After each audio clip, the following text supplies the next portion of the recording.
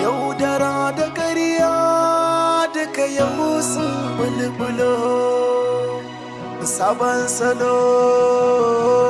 Wani ɗan iska ne ko kuma wace iska ce? Muna nan a cikin gari kuma a cikin gidan nan zai zo ya nemi ɗaga muku hankali ko ya kawo muku shashanci. Za ku fito ne ko kuma in shigo ne? Mun fa mun riga mun faɗa ma reception ɗinnan cewa babu wani namijin da za mu kawo. Wallahi in ka faɗi sunan nan sai in ji duk duniya kamar kowa bai iya kiran sunan ba kamar kai. Motar ka alfarma alaji, kayan ka alfarma, maganar ka alfarma.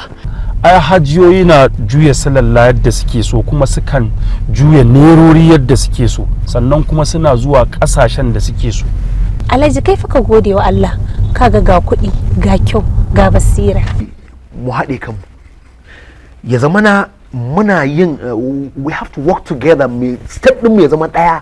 In mun cire kafa wannan ya cire wannan ya sa a gurin dan kada mu je mu rusa tanadin mu. Mata ta ce. Amma kai ka ce min ba za ta dawo ba. To gashi ta dawo. Na shiga uku wayo Allah mama na.